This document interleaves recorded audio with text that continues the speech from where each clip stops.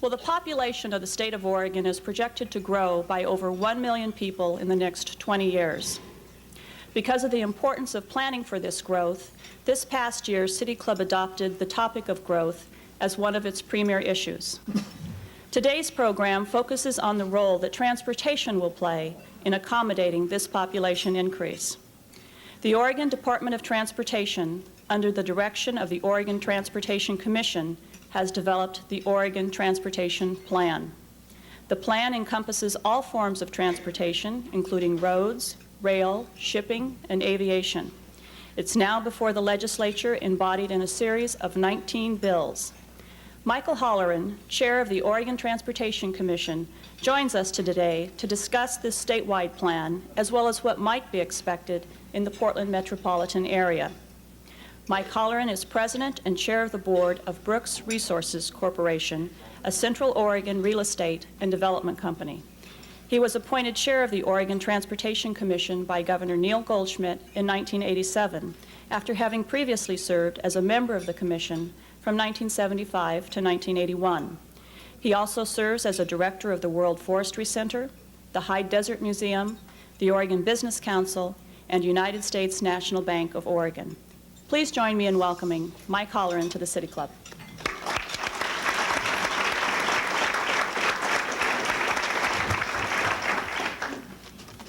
Madam President and members of the City Club, thank you very much. It's an honor to be back here before you. I want to talk today about a subject about which I care deeply, because the results, or the lack of results, that come out of our efforts in the Oregon Transportation Plan are going to have a huge impact on our lives for the next 20 to 50 years and on the lives of our children. Let me begin by going back in history a bit.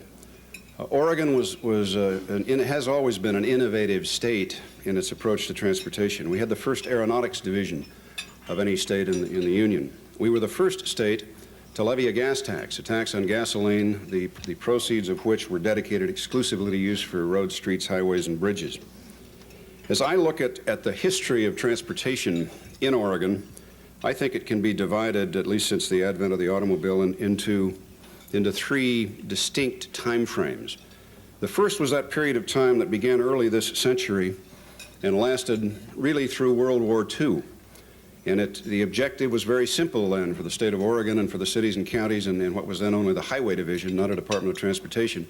In the words of Glenn Jackson, the objective was simply to get Oregon out of the mud. That was it. And I think we, in a state that has, in some ways, an adverse climate and difficult terrain, I think that the people who were responsible in those years did an excellent job. The second period was from the mid-1950s, or the early 1950s, through the 1980s. And that was the period when Oregon was concentrating on building its share of the interstate freeway system, which was started under the presidency of Dwight Eisenhower. That is the greatest, or at least the largest, public works project in the history of the United States and the history of the world, really.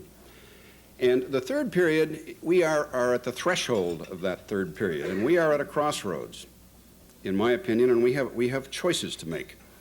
Patty mentioned that the population projections for the state of Oregon, the most credible projections suggest that we'll have another 1 million people. We'll have 4 million people. The official date is by 2012. It may be a few years earlier. It could be a few years later than that. Most of us who live in Oregon, though, tend to agree that we are going to be growing probably more rapidly than other parts of the United States, and so that population is likely to be coming here. To put it in a different context, roughly 3/4 of that growth is predicted to occur in the Willamette Valley, in an axis from Eugene to Portland. That's the equivalent of adding 6 or 7 Salems in population over the next 20 years. That's the kind of population growth that we are likely to have to be dealing with. And the choices that we have to make now, as we look at this third phase in Oregon's transportation history, one would be what I would call the path of least resistance. We can keep doing what we have been doing. It's not all bad. It would mean that we'd be going to the legislature, or our elected representatives would be passing gas tax increases and weight mile tax increases on trucks, the use of which would be dedicated exclusively to roads. Those would be modest, generally inadequate, even for the road system, maintenance, repair, preservation, and expansion. And there would be nothing much for transit, for intercity bus, for rail, for limited recognition of the unique needs of an aging population. It would lead to limited coordinated thinking between state agencies responsible for land use planning, air quality issues, and other environmental concerns. If we follow that path of least resistance, then I think that we will look very much like our neighbors to the north and south. We have models in the Seattle and Puget Sound area or the Los Angeles Basin for what that kind of program can produce. I mean, suburban sprawl, traffic congestion, air quality problems, and air quality from both a health point of view and as an impediment as we bring federal sanctions down upon ourselves, an impediment to industrial and job growth. We also will lack what I think is necessary in terms of sound access and transportation systems, which are a necessary precondition to economic development. It means poor connections to the rural parts of the state, which in the future will probably largely be served still by roads, which means that we will not have a plan which helps provide relief for rural Oregon and for the timber-dependent communities in the state. The other path, and the one that we are advocating, takes a much longer-term perspective. It gives us control over our future. It allows us to decide how we want to grow, and we can learn from those experiences elsewhere, and we can decide what we want to be in the next century. The Transportation Commission and many others have considered the benefits of success as worth a very significant effort involved in developing and implementing that plan. We believe that we can learn from what others have done, and we can build an Oregon character to pioneer, if you will, a new Oregon Trail, as we've called the Oregon Transportation Plan, which is described in the material on your tables.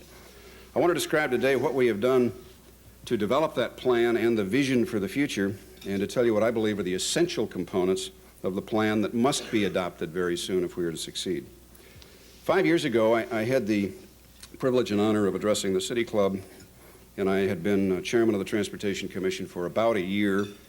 I went back and looked at my notes of what I said in May of 1988 to the City Club, and there were the seeds of many of the same themes that show up in the Oregon Transportation Plan. Multimodal activities, integrated planning with land use and air quality, infrastructure investment, considerable details about the Portland region. But also in that file was a note from my wife, who had listened to my remarks on the radio in Bend and public radio. And the note, in essence, said that you did a really good job, but maybe there are people who don't want to know as much about transportation as you want to tell them. And you clearly use too many numbers. So I hope I will heed her advice and leave ample time for questions so that we can talk about some of the issues that are on your mind. Recent Transportation Commission and Department of Transportation activities in preparing for the development of the plan, we've had many, many joint meetings with representatives of the Governor's Office, Economic Development, Department of Land Conservation Development, Department of Environmental Quality, etc. We have participated in the development of the Oregon benchmarks, the Transportation Planning Rule, which I know you're familiar with here and which is strongly supported by the Transportation Commission, as well as the Land Conservation and Development Commission. We've held annual retreats with the Commission and senior staff where we've tried to look at what is the long-term future and where do we want to go, focusing on key policy issues. Sometimes in state government, and for those of us who serve on state commissions, it's easy to get bogged down in the details of day-to-day life, and it's important, we felt, to sit back and look at the ability to focus on long-term issues. We recognize that the integration and coordination with other state and local governments is essential. We felt and do feel that to succeed in implementing a long-range plan, there are at least three essential components. First of all is credibility. It is a critical prerequisite to any change in direction, that those of us who are advocating the change have a certain amount of credibility with the legislature and with the citizens. Secondly, we have to have a good plan, one that is well-researched, that has input from all of the various stakeholders and provides a clear vision. And thirdly, we have to be able to communicate that plan so that there is understanding and support from not only our elected leaders, but the citizens of the state. Credibility. The citizens in this state must believe that we are spending or investing the money that they have entrusted to us wisely and prudently. They must know where we're going and how we're going to get there. They must believe that we are reasonably efficient in the way we're delivering the services. I want to talk for a minute about the actions of this state agency, because we recognized several years ago that that credibility was so important.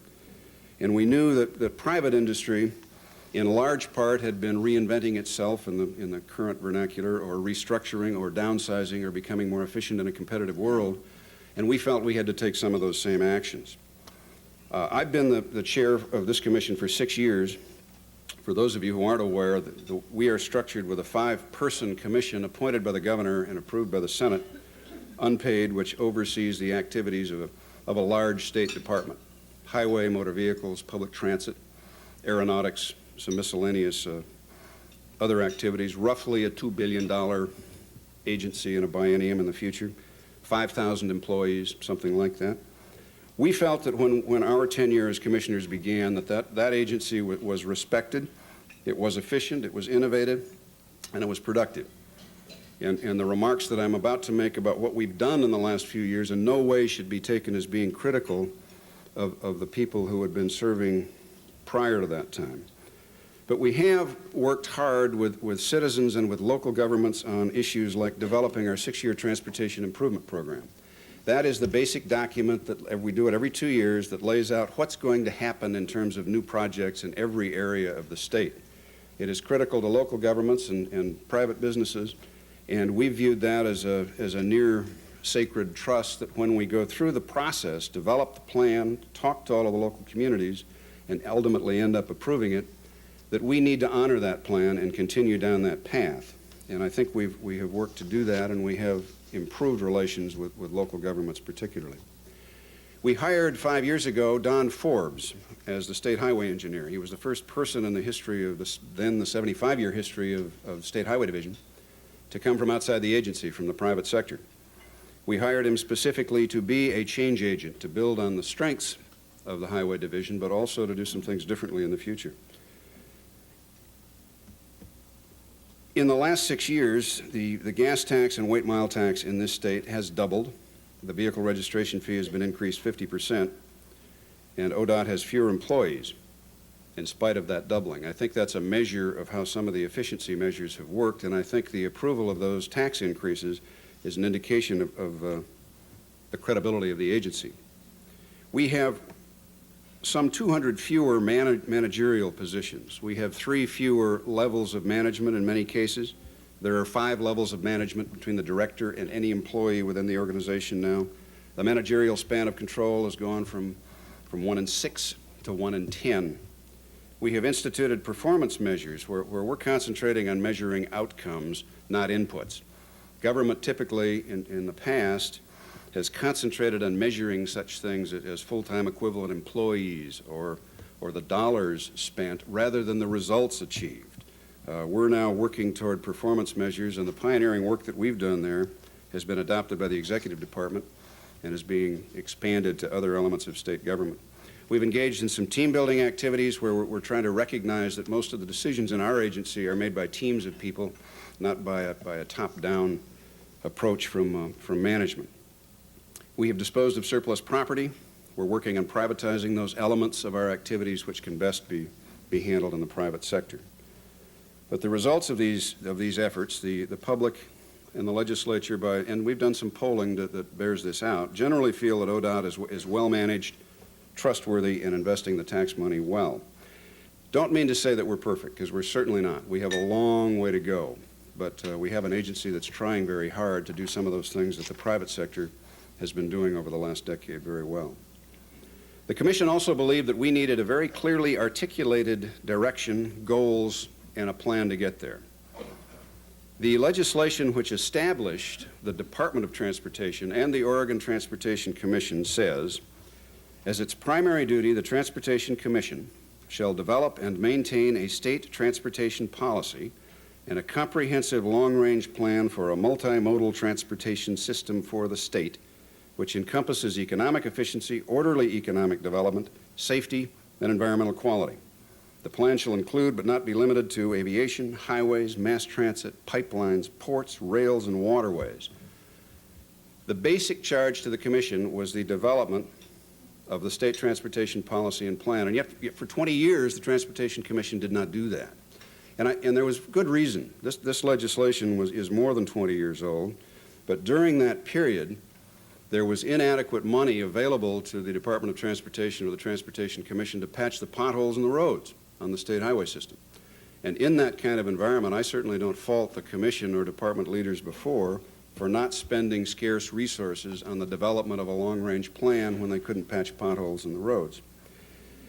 We have changed enough in funding so that we could get our head out of the foxhole, if you will, and look ahead. So in 1990, the Commission committed to developing the Oregon Transportation Plan. In 1991, the governor, through the Livable Communities program, and her charge, when she met with the Transportation Commission, pretty much directed us very clearly to get on with the business of developing a multimodal transportation plan. And in that session of the legislature, led particularly by Representative Delna Jones, who chaired the Revenue Committee, in essence said, I'll vote for a gas tax this time, this one last time, but don't come back again to me as a legislator and ask to vote for just a gas tax for roads. I want to see the broad-based, long-range, balanced plan for the state of Oregon. So in that environment, we took those charges very seriously, and among other things, we appointed 5 advisory committees as we began the plan development. Each committee was chaired by a member of the Commission. There was one on urban mobility, on freight, on rural access, on safety, and on finance. We had a steering committee composed of 3 senators, 3 representatives, the Transportation Commission, city and county governments, transit representatives. We had 23 public meetings around the state, reviewed innumerable drafts of the plan, involved as many stakeholders as we could in the development of the plan. We evaluated 4 different alternatives and selected a plan which, when implemented, will help maximize economic opportunities and quality of life as measured by the Oregon benchmarks. We did work with the stakeholders, and I mentioned a number of them, the transit groups, contractors, Oregon Environmental Council, AAA, Trucking Association, etc. The plan elements are described in the materials that are on your desk, but some of the highlights are we attempted to look at a 40-year vision based on all of the information that's available on population projections and technological changes that might be occurring. We then pulled that back to a 20-year planning horizon, and that's what is in the transportation plan itself. The priorities, number 1 is the preservation, maintenance, and repair of our existing transportation infrastructure. That's primarily a road, highway, street system. But that is the largest single capital investment that the voters and citizens of this state have made in anything, and the ethic of that situation requires, in my mind, that our first priority is maintaining and preserving it. Secondly, and these are not in order of priority, but we wanted to complete the connections of what we call the Access Oregon Highways system, the basic primary highway routes that go and connect the populated areas of the state and the coast with the freeway system to allow adequate access to all parts of rural Oregon with the more populated parts of the valley. Significant expansion and improvements in metropolitan transit service, which would include construction of the light rail routes in the Portland metropolitan area that are identified in the TriMet strategic plan. Higher speed rail, not high speed rail, but higher speed rail up to 125 miles per hour in the Willamette Valley between Eugene and Portland with connections to Vancouver, British Columbia. And we would like to see 7 round trips per day, and our target is to have that service in place by the year 2000. Now that means that we have to have all of the other elements. It isn't just the trains. It means that we have to have adequate bus connection service from the small communities that feed into that to supply the passengers. It means that in Portland we have to be able to get from the train station to your destination in both comfort and perceived safety, and the same thing on the other towns along the line. That train would presumably start in Eugene and stop in Albany and Salem and Portland, and then go on to Seattle and Vancouver. Other pieces of the plan include intelligent vehicle highway systems, improved intermodal truck and rail freight hub facilities in Portland, Eugene, Klamath Falls, Umatilla, near Ontario. Full implementation of the LCDC transportation rule. That's a critical part of this whole plan. If we don't fully implement the LCDC transportation rule and, in essence, contain urban growth, then the numbers in our plan don't work. We can't solve the transportation problems if we have to build more roads with more sprawl. There are pieces in the Portland area that are important here. Increased funding for programs to meet air quality standards, including increased demand management, emphasis on the use of alternatives to the single occupant vehicle. The increased funding for TriMet, funding for the north-south light rail alignment, additional funds for port access, improvements to Portland International Airport and its 3 reliever airports. Great number of other pieces, and I'd be happy to talk about those if you'd like when we get into a question part of this program. We developed this plan in coordination with other state goals, the benchmarks, and in collaboration with local governments, the private sector, and citizens throughout the state. When the plan was adopted, and this is prior to the time we recommended implementing legislation, particularly taxes and funding, it met with enthusiastic and broad-based support. That was last August. When it's implemented, it will direct less than 60% of the new money to roads. Historically, that number has been 85% plus of the money spent on transportation in this state has gone to roads. It means the biggest increases, of course, go to transit, intercity bus, rail, marine port facilities, and other transportation activities. This is not, however, an anti-auto program. It is a multimodal balanced program. We will maintain and add to our highway system where it is necessary and desirable to do so. It recognizes, though, that we cannot pave our way out of the growth problem. We've seen the examples of other parts of the United States and elsewhere in the world. You simply can't build roads fast enough to accommodate growth, particularly if you have vehicle miles per capita in single occupant vehicles increasing. We think of a major component of this as what we call least cost transportation planning. In other words, and particularly in urban areas, there may be a transportation problem where in a corridor where if we start with thinking about what can we do for pedestrian improvements first, secondly, bicycle improvements, third, transit, maybe fourth is transportation demand management, better signalization, that kind of thing, perhaps an intelligent vehicle highway system solutions, and only as a last resort, if you will, the road expansion, adding lanes to arterial roads in an urban area. It's a new way of thinking, but I think it will provide benefit to the citizens and the people who are paying the bills. An example, we think that roughly $3 billion is necessary to complete TriMet's light rail system in this area. It would cost roughly $11 billion of road improvements to handle the same kind of transportation problem if we grow with urban sprawl. Doesn't address the air quality issues and leaves a lot of other undesirable things in its wake. The Transportation Commission adopted this plan in August of 1992. Then we spent last fall working again with stakeholder groups and various other private sector groups to develop a recommended implementing set of legislative bills for the 93 session to consider. We did that and presented that to the legislature in December. This is not a plan. The whole plan is a bigger document than the one you have before you. This is not a plan that we developed to get critical reviews from planning associations, and it has incidentally won some awards, both regionally and nationally, for the quality of the planning effort. But that was never our objective. We wanted a plan which in fact would be implemented. And we feel that we simply will have failed if we don't implement the plan. If all we have is a good plan and it's not implemented, that is failure. There were 2 significant external actions which affected the recommended legislative program. One is called ICE-T, acronym for the Intermodal Surface Transportation Efficiency Act of 1991. That is the federal act which provides money from the trust fund, the gas tax dollars that come from Washington back here. There really are dollars that went to Washington. We don't get as many of them back as we send back there. But that act did something significantly different from what federal acts have done in the past. Number one, it provided more money than we have had in the past from the federal government, assuming that it in fact is appropriated by the government as well as authorized. But it also significantly increased the flexibility. It meant that we could use some of those dollars for modes of transportation other than highways or roads. Specifically, we could invest in transit capital expenditures with some of those dollars that came back. We believe that enables us to implement our Oregon Transportation Plan without changing the Oregon Constitution to allow the gas tax and weight mile tax to be used for transit.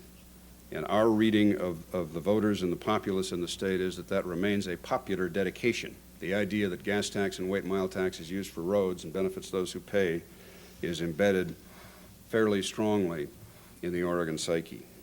Secondly, the governor's task force on motor vehicle emission reductions was set up by or required by the 91 session of the legislature and made its recommendations to the 93 session of the legislature. And its goal is quite simply to provide clean air for health reasons in the Portland area, but also to remove impediments to industrial growth. Those task force recommendations included emission fees, which would be charged based on the number of miles that you drove your car in the Portland area, multiplied times the rate at which your particular car was emitting pollutants into the atmosphere. And that was a market-based system to influence behavior, reduce air quality or reduce pollution, improve air quality, and at the same time generate the revenue which could be used to finance a large part of TriMet's strategic plan. And we adopted, when we were putting together the package of enabling legislation to go to the legislature, the task force recommendations. So the plan that went to the legislature in January of 93, recommended by a group called Transportation 93, consortium of public and private groups, and it's on the back of a blue sheet that's in your folder. There are, I believe, 19 different bills there. The key or core elements of that proposal were a 4-cent gas tax increase and equivalent weight mile tax on trucks for 4 years, plus a $15 registration fee increase in 1995. That would permit the use of the flexible federal funds to fund transit capital. In addition, a vehicle emission fee that would be levied locally and invested locally to improve air quality and fund transit. That would have required a constitutional amendment to permit the vehicle emission fees, but not gas taxes, to be used for transit. So where are we now with this package in the legislature? We never expected that the package would be adopted exactly the way it was presented, and we have not been disappointed. The committees dealing with these measures, and particularly the Revenue Committee, under Delna Jones as the chair and a subcommittee headed by Tom Bryan, have put in many hours of good work. It's kind of easy, particularly this year, to bash the legislature. But there are some things happening down there that don't get very much press, and they're doing some awfully good work, in my opinion. And I think that these committees have been dealing with it effectively. They've spent a lot of time trying to understand all elements of it. And they, of course, are the elected officials who have to deal with the politics. And I think we're going to see some good legislation come out of this session of the legislature. The plan in its current form, and it's evolving daily, if not weekly, is instead of 4 cents a gallon for 4 years, that's being reduced to 3 cents a gallon for 2 years. That's not all bad, because they are suggesting that the $15 vehicle registration fee increase on January 1 of 95 be implemented on January 1 of 94. That $15 for dollars roughly replaces the lost penny of the 4th cent. So the money is there for 2 years, and if the legislature is saying, we'll be back in 2 years, we don't want to give you 4 years of tax increases, you come back to us for an interim report card, that's fine. We're willing to do that. As long as they recognize the need will be there and they can expect us to be back looking for an additional 4-cent gas tax increase. The vehicle emission fee has been deemed by the House leadership as being politically unacceptable and unpopular enough to be rejected. But the Constitution amendment considered would keep all the gas tax and weight mile taxes dedicated to roads, but would allow other transportation fees levied after the constitutional amendment passes to be used for transportation projects and services which reduce traffic, reduce air pollution, or serve the elderly and disabled. In other words, they are proposing a constitutional amendment which would provide that gas tax, weight mile taxes would stay forever dedicated to roads, but those registration fees and emission fees levied after the constitutional amendment passes could be used for transit or elderly and handicapped transportation. They are proposing then an additional $20 vehicle registration fee, which would be levied on January 1, 1995, with that money to be invested in the area where it is raised primarily for transit and elderly and handicapped. And we know that there will be additional changes. This is not even out of the Revenue Committee in the House yet, let alone the House floor or onto the Senate. That's political reality that we must deal with. As to the other bills that are listed on the back of the blue folder, I don't have an awfully good crystal ball, but I would hope and expect that the legislature approves and the governor signs the bill to repeal the ethanol sunset provision or accelerate it. That is costing the state and cities and counties roughly $20 million a year for as best I can tell, and most of the experts that have made recommendations to us for no good reason. The ODOT authority for bonding will be passed. The jet fuel tax, which will provide money for improvements to air carrier airports and allow us to bring federal money we're not now attracting into the state. General aviation gas tax, very low in most of the Willamette Valley, and rural access in the rest of the state. They're two different issues, equally important. But if adopted, it will allow us to meet the regional and statewide land use and the air quality goals, and to maintain or enhance the character and quality that drew many of us to Oregon in the first place. Thank you very much.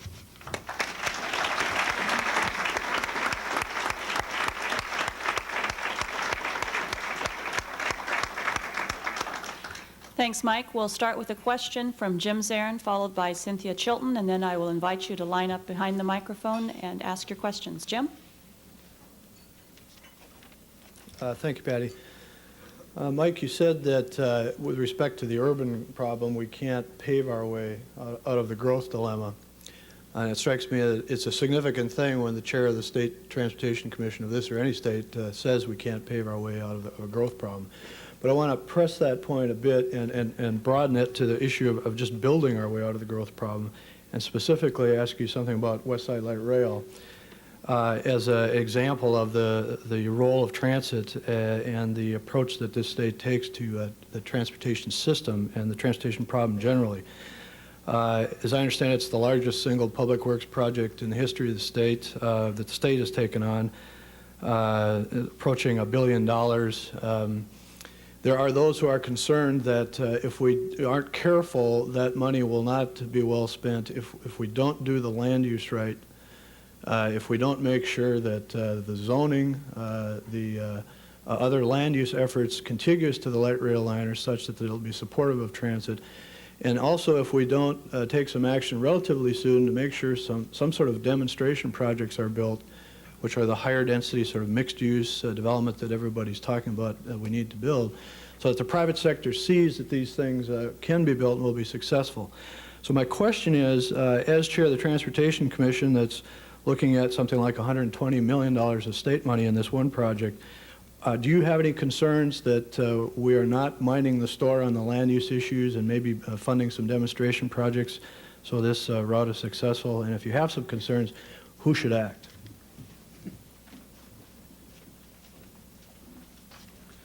I am not a technical expert in transit, light rail, or land use, but I have spent a lot of time considering the issues that you raised, Jim, and in my mind, you're right on.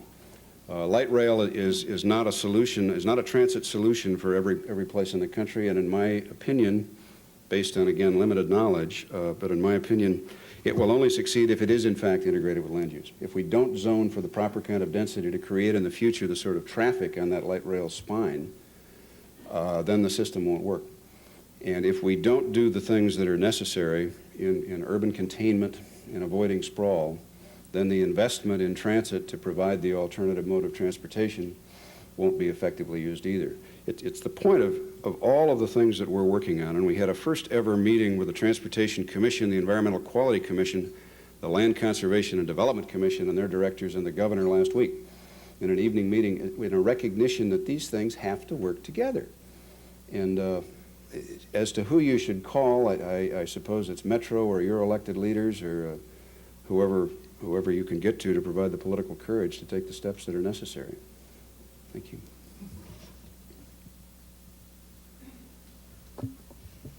Cynthia Chilton, member, Land Use and Transportation Standing Committee. To quote from the Oregon Transportation Plan, "To achieve these transportation goals, Oregonians must make major changes in habits, using carpools, riding buses and walking more often, allowing higher densities and mixed uses in their neighborhoods, and looking at the energy and environmental costs of transportation choices. As you develop transportation policies for the state of Oregon, what indications do you have that suggest Oregonians are willing to change the way we currently live and travel? And how does the Oregon Transportation Plan address the challenges of building the necessarily public consensus to affect these lifestyle changes?" Several parts to that. Are we leading, one way to look at that is, are we leading the public? Are we ahead of the public on what they're really willing to accept? And that's what we have spent so much time in the last year working with legislators, with various groups in talking about where we are. We've also done some polling statewide. And that polling to me is very encouraging. It indicates that people are willing to invest more money in transit. It indicates that they are concerned about an aging population and the elderly and disabled part of our population. They are willing to invest in some way in intercity transportation, public transportation. The support for land use, while it certainly is not universal, for the idea of urban containment to allow these things to happen, I think is broad. We have, what are we doing in the Department of Transportation to support that? We're talking about it a lot. We meet with groups. We are negotiating to buy for our Region 1 headquarters the old Northwest Natural Gas building, which is at the foot of the steel bridge in downtown Portland on a light rail line. I mean, again, not something that you would expect from what may have been perceived to be a highway-dominated organization. The jury's out on whether we are going to succeed, but I think the effort is essential, and we at the state level are going to do everything we can to make sure that that integrated approach with land use planning, air quality, and transportation is maintained. Shane Hoffman at the Youth Forum. All these improvements seem real great. The hundreds of miles of new improved highway system and the intercity light rail. However, over the next 20 years, in your folder here shows it's going to be $27 to $28 billion for all this, and I hardly believe that a few new gas taxes and vehicle registration fees are going to pay for this. And we knew how much we had to pay, push and shove for the light rail allocation from Washington. How do you foresee getting all this new revenue for the new highway systems? Thank you. Well, to me, it's a continuation of first of all, we have a basic principle in this state, and we are not changing from that in the Oregon Transportation Plan, which is a user pay concept. The users are paying for the development system. Those who pay get the benefits back, and we are not deviating from that.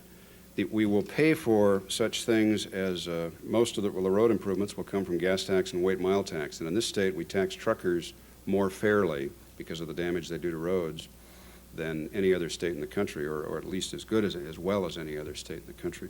I think the increased gas taxes, and I believe there's a fair amount of capacity there, and people are willing to pay more, particularly as their vehicles get better mileage. Increased registration fees. I would hope that at some point in the future that we, perhaps on a regional or local basis, go to vehicle emission fees, where people are willing to have their cars inspected and be taxed for the amount they're emitting, with the dollars going back to improve the transit system in that area. Most of the dollars that we're talking about as investment, it's different from general fund tax dollars. We're talking about user fees, and I have a lot of data we do that shows that there is a significant return on investment, that they are public sector investments with tax dollars with private sector benefits in terms of decreased waiting time, less wear and tear on trucks, better delivery times, more efficient delivery of services, that sort of thing. And I don't think it's that complex. And I don't think it's really that difficult if we have the will to do it, that there is clearly the tax capacity there out of sources that will be drawn from people who will benefit from the investments. Amira Moore from Youth City Club.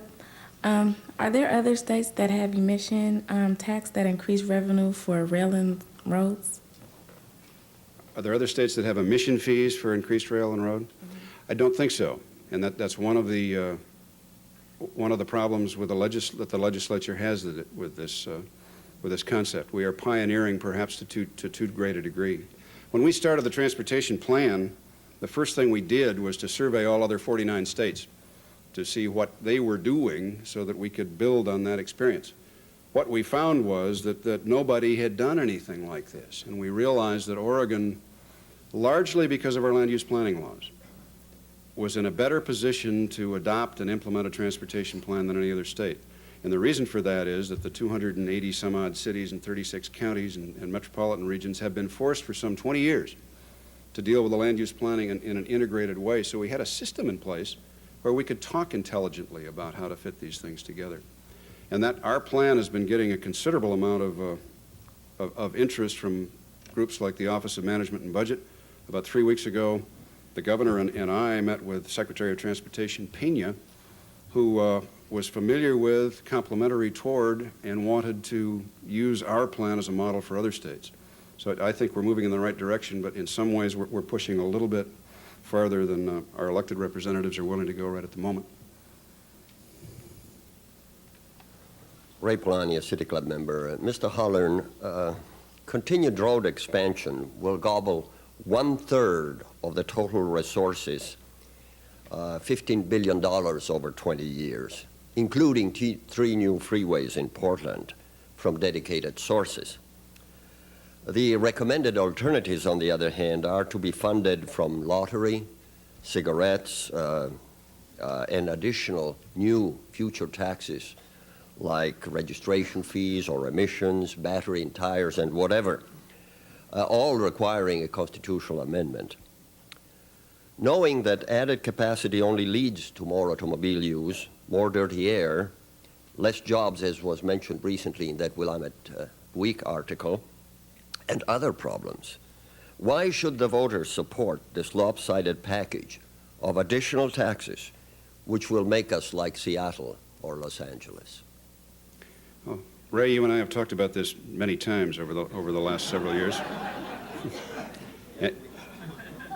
And as you know, and as I've said also many times, I totally respect your position and your dedication. I disagree with the impacts of our program. I believe that the program that we are proposing will be supported by the people, and let's recognize that most of the people in this state like their cars, that in many ways the automobile in the single occupant vehicle is the most efficient mass transportation system the world has ever devised. We can go where we want, when we want, reasonably efficiently and reasonably economically. We believe that we need to address the problems of the automobile at the margin.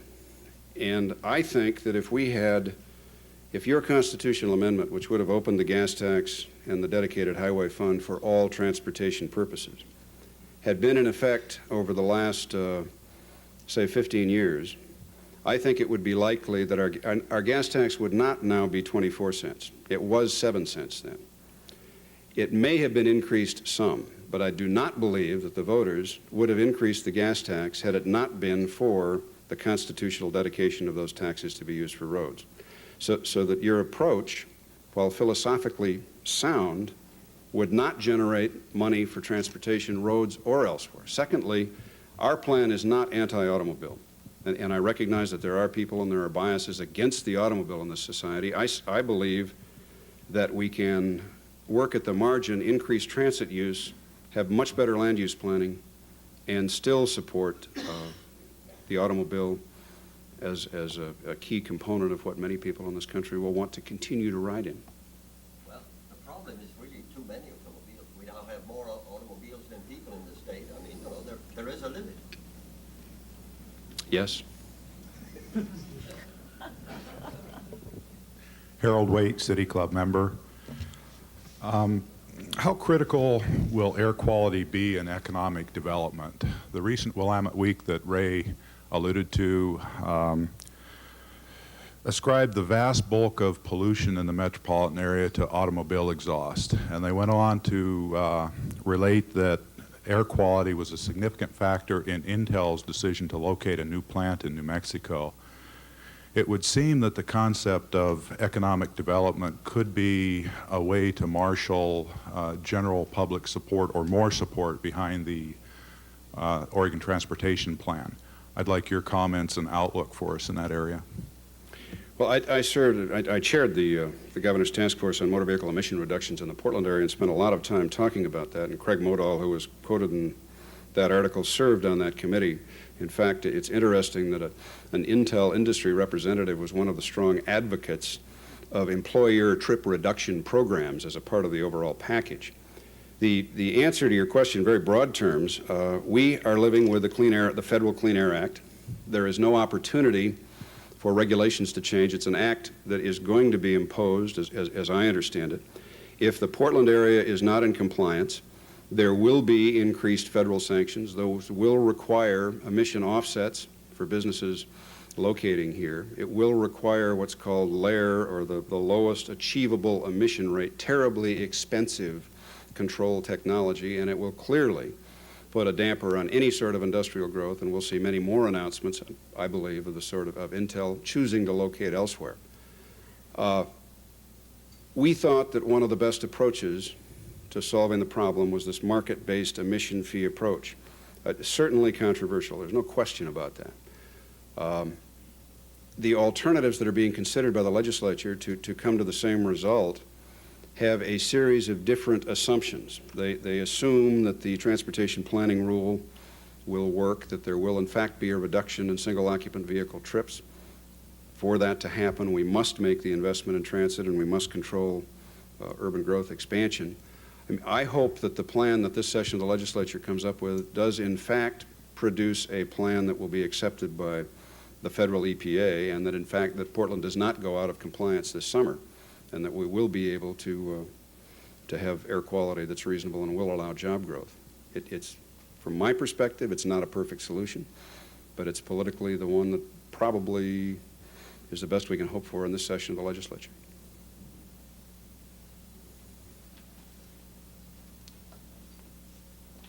We have a written question on a topic that you've already touched a little bit on, but in a different twist.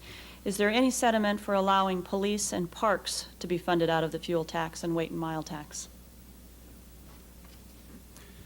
Sure, there's sentiment for it. The gas tax was at 7 cents for many, many years until a constitutional amendment in, I believe, 1980 was passed, which took police and parks out of the Highway Trust Fund. And it was at that point that voters and the legislature began to approve increased gas tax. We had votes last year, and I think the voters spoke on the question of do they want to include them again, and the voters said no, they do not. Kurt Wavering, City Club. With the vehicle emissions tax concept, there is a public policy dilemma in that low-income people would tend to have older cars, and those have higher emission rates. So have you thought through how you might deal with that? Only to recognize the problem. I mean, that very clearly is a problem, that it would be a regressive tax and it would be imposed more heavily on low-income people. In talking with, in the steering committee, which was composed of some legislators in the transportation plan, and also with the discussions that we had with the Task Force on Motor Vehicle Emission Reduction with some legislators involved there, it was suggested that we should not perhaps go beyond our charge and deal with some of the social engineering elements. Recognize the problem and let the legislature deal with how, a lot of ways to do it. Tax credits or subsidies. If they want to address the problem, they can do it. But it was beyond our charge, though it is a problem. Don Sterling, a member. If I'm reading the handout map correctly, there are some red lines indicating new intercity bus routes and intercity rail, which traditionally have been provided almost entirely by private enterprise. How do you intend to bring those dreams about? Specifically, that is not defined in the plan that we have, at least in the legislation that is being proposed now. There is some money of lottery funds in the governor's budget to be used for the north-south light rail line, perhaps into Clackamas County. There is money that would be put into a program which would attract federal money, we would hope, to help us with the high-speed rail line between Eugene and Portland. The intercity bus routes, the money could be used for that out of the the vehicle registration fee that I talked about, the $20 one that would be imposed in January of '95, some of which could go to the state, which would be used and could be used by the state to subsidize intercity bus transportation. So that would be the source of funds to get that started. Andrew Wheeler. Talking about wise land use relative to transportation, if you were a Portland City Council member considering whether or not to move I-5 East Bank farther east to gain 30 acres adjacent to the Willamette, how would you vote on May 11th? You don't have to answer that question. I'd be happy to answer it. I probably shouldn't, but I would be happy to answer it. I served on a kind of committee in 1989 that was chaired by then Senator Jane Cease that looked at the same issue. The Department of Transportation at that time came up with a modified solution which would have created, if my memory is correct, some 8 acres and moved the freeway a modest amount for a relatively small investment. That option was turned down at the time. And the position of the Department of Transportation, and I believe the Commission, if it comes back to us for consideration, will be essentially the same as it was then, which is, number one, that may well be a desirable thing to do. It is a land use decision. It is not a transportation decision. Therefore, transportation funding sources should not be used to move the East Bank Freeway. A second part would be that if we are putting federal money into a project on the East Bank Freeway, we look at a 20-year design life on the freeway and a 40 or 50-year design life on structures. If the City Commission takes action that suggests the design life is shorter than that, it changes the economics and the desirability of the investment. So it may change the ranking of that particular project against others. Does that answer your? Just one more thing. I understand that to move it would cost less money. In other words, it was $220 million that we were going to spend to keep it where it is, and it would be, given the fact that you've changed the Water Street exit, there would be about $170 million to relocate it. Well, that's not my understanding at all. If it were so, how would you pronounce it? If it were so? I mean, if it were cheaper to move the freeway? Personally, I think it'd be fine. It's a local decision. I'm from Bend. I think it would be fine. Ned, look, member, as a follow-up to the last question, my understanding is that there's about 75,000 truckloads of rock that will be drilled out, making the tunnel on the west side light rail. Is there any possibility, without infringing on the environmental laws that are involved as well as the navigation, of taking some of that rock and putting it along the east bank and extending out into the Willamette River to the extent that it might be possible to increase the park that way? Ned, I don't know the answer to that. When we looked at even extending the river a little bit and filling the river for some transportation improvement projects or for the Esplanade, you run into land board, environmental, water resource, current changes that are fairly significant, but I don't know that. I don't think so, but I don't know. We can look at it. Thanks very much. Thank you. Mike, thanks very much for coming and talking to us about a problem that obviously is one of the most critical that we will face here in the state and Portland. And in closing, I would hope that we could show our appreciation not only for your remarks here today, but the well over 10 years of public service that you've given us here in the state of Oregon, as you say, for free. Thank you very much.